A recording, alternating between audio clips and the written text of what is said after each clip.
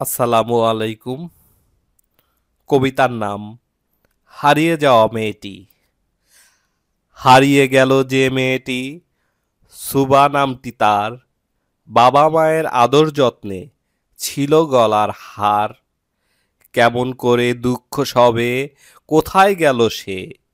যে ছেলেটি সাথে ছিল সেই বা আবার কে? টিকটকটা করতে গিয়ে হলো পরিচয়, তার সাথে সে পালিয়ে গেল, করল না তো ভয়। দেশটা জুড়ে নিউজ ঘোরে, মেয়েটি গেল কই? অপমানে বাবা মা কয়, কেমনে বেঁচে রই?